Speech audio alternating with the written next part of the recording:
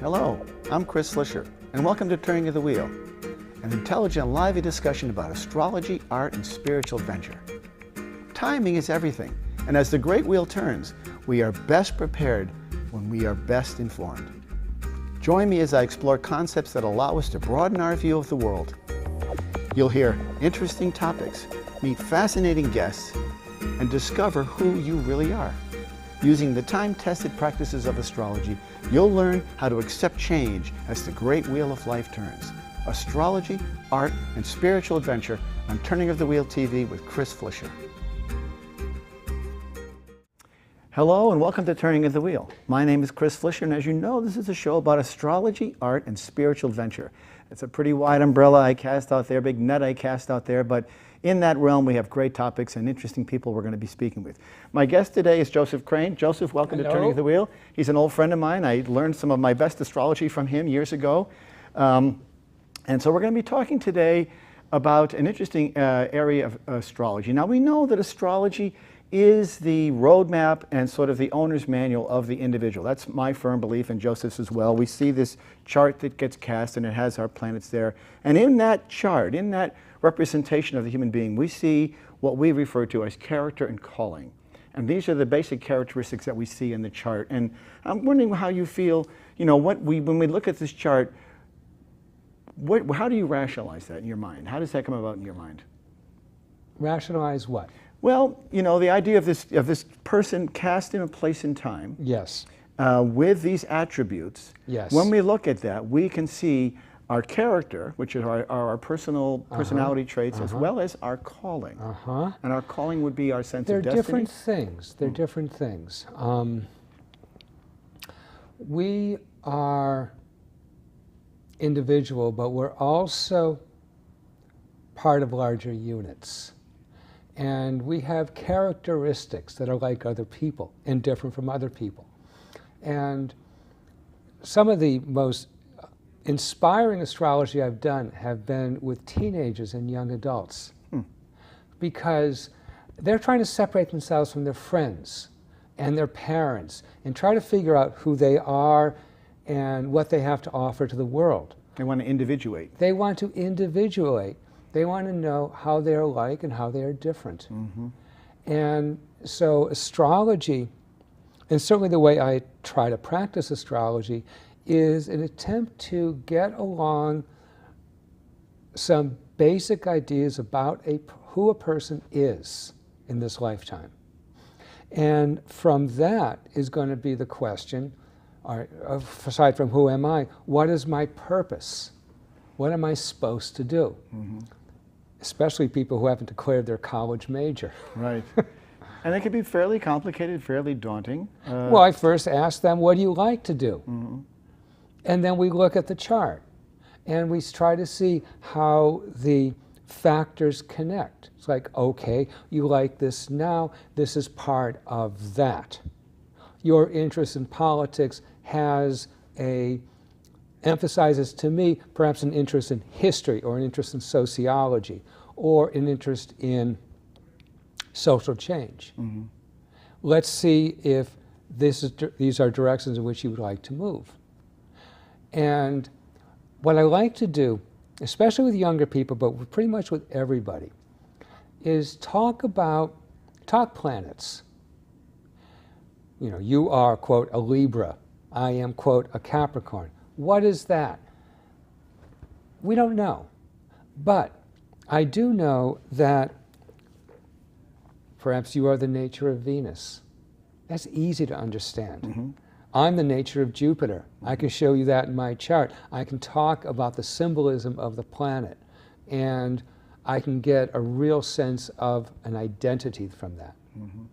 That will help me make decisions, will help me understand myself and other people. Yeah, and it really comes down to personality traits that are manifested in the individual, and we see them clearly represented in this symbolic format of the chart that we cast as an astrologer. And it's a unique slice in time that we appear, and in that time we have our personalities are formed, or at least they are we come with a sense of predestiny, I believe, you know, sort of a preloaded, like you buy a computer with software on it, we sort of come with a preloaded set of operating instructions. Set for the moment of one's first breath. And it's interesting that the word breath is antecedent to the word soul in a lot of Indo-European languages. So that there's something about the first breath of the biological entity, the newborn, and the life current of the individual that are symmetrical. Therefore, you can begin to use that moment and what the planetary configurations are of that moment for some information. And particularly the fact that at every moment of every day, something in the zodiac is ascending. It's going from below the ascendant in the east to above the ascendant. And that's sort of like the seed syllable of the person. Right. And in that characteristic, we see this wonderful personality develop. And you know, a person might say to themselves, well, I know who I am. Gradually, as we get older, we hopefully know who we are. That is the goal of the purpose. But someone, especially, as you mentioned, who doesn't know who they are, especially a high school student or somebody who's trying to capture a sense of character, individuate themselves, as I mentioned, try to form an idea of where they want to go. All that can be is evident in the chart and clearly manifested. But we also, even people as elderly as me and you, forget who we are. Yes, yes. Because circumstances in our lives dictate how we respond. And sometimes we'll respond in not very productive ways. Sometimes we respond in inauthentic ways. We begin to feel anxious. I was talking with a client yesterday who is going through a very difficult time, and he started gambling, he started, you know, some sexual acting out and things like that. And I said, and he's giving me a picture of being, you know, sort of depressed. And I said, well, actually, are you depressed or are you anxious? And he said, oh, anxious. And immediately I thought, okay, this is like an anxiety of, I am not being who I am. Ah, so he's not walking the right course. He's not walking the right course. He's strayed from his path. Right. Like so Dante in the beginning of the Inferno, midway along life's path. How did I get here? I found myself lost in the woods. Right. And people need to be reminded of who they are, where they're going, and what their possibilities Yes. are. But wouldn't logic dictate that the person would always know where they were going, and that might even manifest itself in the current analysis of the chart for the time? Would you see that confusion? We could certainly see that confusion, that astrologers will look at transits, progressions. I add planetary periods to that. And if you're undergoing a Mars period and you happen to be politically active at this time, Yeah, you're going to be you're going to be off the wall. Right, right. And the more congenial Venusian or logical mercurial qualities may be sort of in the background. So I, as astrologer, may say, okay, there are things that are temporary, there are things that are for the lifetime. Let's talk about what's temporary. What's temporary is Mars. Right, and Mars is a relatively fast-moving planet, so its influence is going to be limited for a range. It's not going to span decades or years. And it will find circumstances in which to manifest. Right. Whether it's today's politics or the neighbor who you don't like. Right, right. You'll see it on a very quick term. But you know, when people are trying to find guidance and direction, oftentimes the quality of the chart is not something that we can change. I firmly believe. I think we're born with a sense of what our chart holds for us, and it's that sort of what I would call the owner's manual. You get this sort of snapshot of who we are. Or Gainward, you called it the blueprint. The blueprint is another good term. But I think that we do have the ability to alter the course of that within the constraints of those personality traits. In other words, if a person were impatient, for example, when they were 18 or 20, that impatience might manifest itself differently at 60 or 65 than it did when they were 20. Better. It better. Well, that is the nature of it. In other words, the quality of the characteristic would always remain with that person, but be manifested differently through the course of time due to circumstances. And our job as astrologers is to add awareness to that. Yes.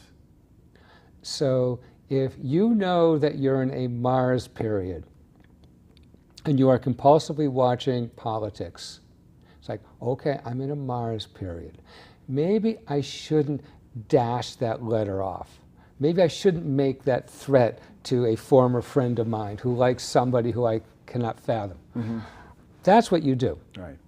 It's a representation of impulsivity with Mars, action, aggression. All of those terms come to mind when we think of Mars. But I think that when it comes to the, people, most of us when we have clients, they come to us in times of duress and times of confusion, trying to figure out how long something's going to last, when will they be able to There are no astrological skeptics in foxholes. and they come to us in that regard, trying to find clarity. And I think it's good to get the objectivity of an outside person who, in a pure, sort of authentic world, is able to manifest that ability and perhaps give them a new insight as to which way they could go, how they could exercise that quality. Most of the time, if people can solve their own problems, they don't see me. They solve their problems. They don't spend their money. Right. If they're willing to put down some money for my response to them and their situation, well, let's do it. Yeah. But it does provide an opportunity to help, as I said, to redirect. I think that the characteristic of the individual is always there. How we channel that information. So going back to my example of the 18 or 20-year-old who's impatient driving a car, that person who's now in their 60s may be impatient towards achieving some sort of goal that is more, reputable, or it's just another way of manifesting that bundled up electricity personality trait that's there. Right. We cannot be someone we're not, but we can change who we are already. Right. But to change who we are, we have to start here. We have to start with what we were given. Right. So we come with. We have to start with our Mars character, right, which has many wonderful manifestations, or it wouldn't be there.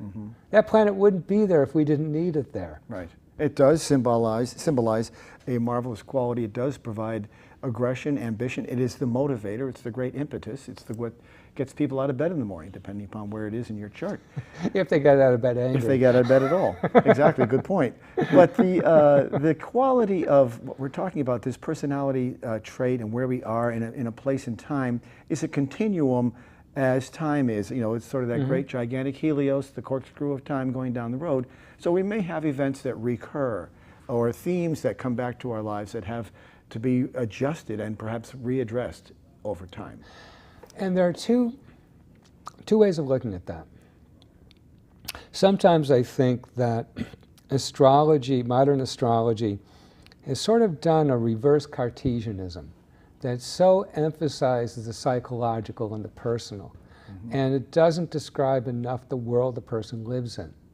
That on one hand, there are repetitive things that are your issue. You have planets in the so-called 12th house of self-undoing, and you go into the same, it's like the same bad partner over and over, and you think it's going to be better next time. It's always the same thing. Okay.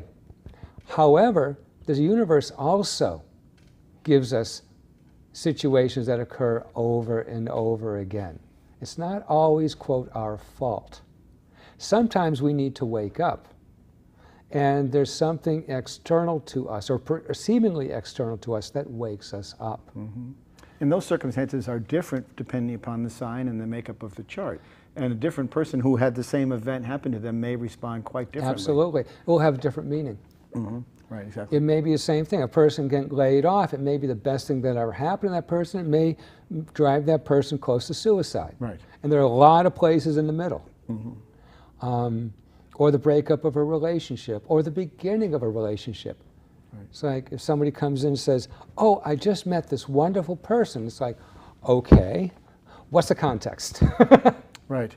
And that is all, that is sort of the repetitive, I guess we could argue from a philosophical standpoint, that is the repetition of a dilemma or a challenge within a person that has to be perhaps replayed until it is corrected, perhaps. Does that make sense? There's sort of an element of, you know, if you didn't get it right the first time, you'll get it right the next time, or do you think that there's a continuous pattern that keeps a person in that constant state of flux? I think it's different for different people. I think some people, and I'm sure this has happened in your lifetime because it's happened in mine, the same situations of adversity occur, and somehow we handle it better. We do it, we get it right. And then we think we're over with it, then we have to do it again. Yeah, that is interesting. It's almost like a test. You say, and you think like, gosh, I better get it right this time around. And, you know, but I also think that there's still this sense of progress at the same And time. also, Chris, what is right? Oh, I know. I mean, the fact is that life is messy. Yes, it certainly is. We have dilemmas all the time. There are situations that occur in which we can't get it right. Saturn is the planet responsible for bringing us situations that we cannot get right, that leave us somehow feeling guilty. And Yeah, maybe that's not a bad thing. Well, it is a motivator in itself. You know, guilt is a great motivator. It may force you to correct yourself. I do believe Saturn has that quality. It's a very Saturnine quality. Saturn represents responsibility. It represents sort of order, duty, call. You know, and all those great words are there. And yet, it has to be of a nature that allows us to sort of. I think it's a very. The growth potential is great through Saturn because it allows us to get to that spot where we are faced with a challenge, and oftentimes they're some of the best challenges you can get because they push you to your highest. Saturn gives us forced choices, but it's also the planet of contemplation. It's what forces us to step back and say, you know, I don't like the way that happened. Right. Or those days, more in my 20s than now, where I wake up in the morning saying, okay, who do I need to apologize to today? Right, right.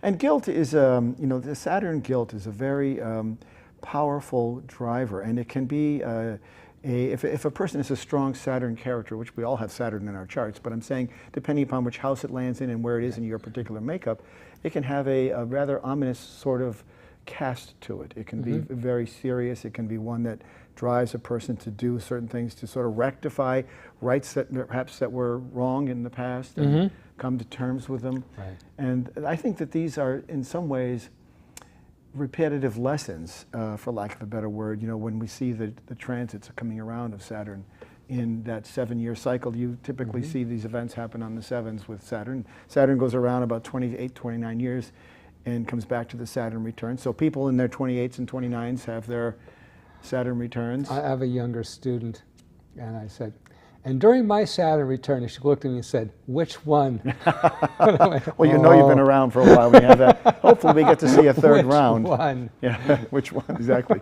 Hopefully we get to see the third round. I'm banking on the third round. I've just been through my second. So, but then I can't afford to retire. Yes, exactly. And finally hang up your astrologer's cloak. And for those who don't know, that's around 86. Yeah, right. It's there. But I think it's a worthwhile time to reflect. So these themes are recurring. They do come back to us. And we can see that in the nature of the chart. And so, you know, I would argue, and perhaps you would agree, that there is an element of destiny within the chart of something that has to sort of, an individual will arrive at some point in time. When that point is may be sort of at the whim of circumstance and time and placement and the way the transits work. But there is an element of manifest destiny there, don't you think, for each individual? There's an element of destiny. All right, there are two ways of looking at that. And it's interesting, the concept of freedom has been, we've been around the block with that. There is necessity that is external constraint. You cannot be any younger than you are. Mortgages, children. the choices that we made when we got a human body, which we landed in a place with a particular style, particular economic, cultural system. And we operate within that. Secondly, there is the added feature of our own, I'll call it motivation. What gets you to move? And that can be shallow, narrow, self-centered. That can have the good for the greatest number involved. That can be extremely altruistic. That can be narcissistic. And I have to work with people using astrology on both kinds of constraint and freedom. We are constrained by circumstance, and sometimes we see that in the chart. We can see that in a difficult fourth house of home and family, or a squishy Lord of the 10th of career. We can also see a person's ambivalence towards situations in life on an inner level. Right. You got to address both.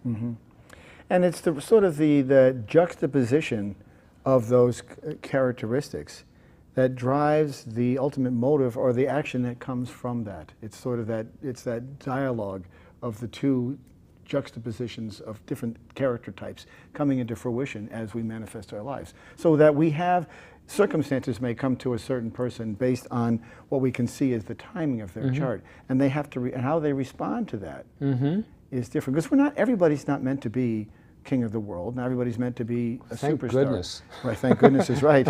But some people do have a tougher row to hoe, so to speak, and a more difficult cross to bear, for lack of a better word. But in that journey, there is the potential to heal and to evolve beyond that. I think that that potential is there. Circumstances do play into it, but some would argue that we choose our circumstances. Yes, but sometimes that choice is not a free or fair choice.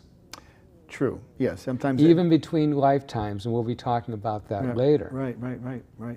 It's true. I mean, the circumstances that come our way are perhaps, I often believe that if you were to do a backwards glance on your life, you would see points in time, perhaps, where events came your way that had to happen in order for you to get to another spot, correct? Absolutely. And had that event not happened, you would not have been the person that you are today, obviously. And it's only with that backwards glance that you get that sort of historical view of where you came from, and like, wow, I know why that happened now. I had to go through that in order to get here. I personally believe that that sort of information is in the chart, and that we see that, and that when events do happen, regardless of what they may be, like you mentioned, laying off from work or losing a spouse or breaking up of a relationship, they serve as milestones in that journey. Absolutely. With a kernel of information. And they will mean different things to different people. And, you know, it's interesting. Do you remember the book Childhood in Society by Erik Erikson? Like every person in college had to read if they took a psych course. There's a really interesting line, and Erikson goes through the 7 stages of human development. The last one is old age, and he talks about not the past life, the looking back, the life examination. Oh, right. The sort life of the review. inventory. Yeah, sort of like an inventory. And there's a line in it that always stays with me that Erikson said, that we look back and we see that everything that happened had to happen that way, and it was okay. Right. Had to happen that way in order to get to where you are. So everything has a very distinct logic to it. Including the times in which we blow it. Now, I'm a firm believer in reducing one's losses, if possible. And reducing suffering is much preferable to suffering more. Right. And my work as an astrologer is to bring in awareness and understanding and a sense of context. So if a person goes through a difficult breakup or a loss or a great promotion, and they don't think they're worthy of it or capable of it or whatever, that they're going through with their eyes open. Therefore, they're not going to react as compulsively. And maybe they'll do a better job. Mm-hmm. Maybe they won't, but the chances of them learning from their experience are greatly enhanced. Right, right. So that is the lesson. I mean, that is what we talk about when we talk about lessons. We go through a certain, it's like it's being a child sticking your finger in the fan or whatever. You do it once and you don't do it again. Right. And you hopefully learn from that, although some people continue to make the same mistakes, but that is another topic for another time. But we see that the ability of the chart to represent that, I think, holds the potential brilliantly in a very succinct way of giving you a set of instructions from which to, or a palette from which to paint your life any color you want. We do have free will that we can impose on that. We can make decisions. And if you think back in your life when you made decisions, would you have made decisions had you known differently about circumstances, or if you didn't have as much information about astrology, or could you have done that? What has happened more often is something will happen in the past and I'll think, why did that have to happen? Oh, it's because of what happened later. This would not have happened had that not happened first. Right. And that reminds me of the movie Slumdog Millionaire, where you have that wonderful... I haven't seen it. Oh, you've got to see it. Okay. It's fabulous because it is all about that sense of timing and being in a place. And events in that movie had to happen in order for him to get to a certain spot. Sure. I won't be a spoiler for anybody out there, but I highly recommend you watch it. It won the Academy Award several years ago, Slumdog Millionaire. Fascinating discovery about time and predestination. And it really succinctly covers it, and I think you'll get quite you'll be enlightened by it. But there's that sense of feeling, and I think that we know when we're not in the right place. We may change our lives several times over the places because, and the reason we change is because we're not comfortable where we are. Perhaps and our circumstances change. And circumstances change, which are external. We can't always manufacturing jobs go to China. The manufacturing jobs go to China, right? Academia doesn't pay as well as it could have. Exactly. All those are very true, and yet they force us to make choices that adapt and align more closely with our personal calling. And within that, in some sense, I think we've been focusing a little too exclusively on the individual, but there's also a sense that we have of, to sort of put it in a secular way, what the universe wants from us, what we're here for. And often people will think of their children. They'll think of, perhaps like you and I, our profession. They may think of making the world a better place than it was when we entered it, which seems not to be true for me. And I think what astrology also does is give us a sense of what our assignment is. Yes, what our assignment. It's not just learning for our own education, but for the betterment, the general global betterment. You are part of a cog in a wheel that requires you to be a certain place. Yeah. My guest today has been Joseph Crane. We've been talking about the astrology chart as a mirror of our character and our calling, and I think those are key words to think about and use. I think astrology will point that to you. If you don't know that in yourself, I encourage you to get in touch with Joseph or myself to understand that better. It does hold the key to your personality and perhaps your attributes as well as your liabilities. They're both there. And it's interesting to be able to see them clearly, especially with a guided professional who knows what they're doing. So, Joseph, thank you very much again for coming on. And All right. Thank you.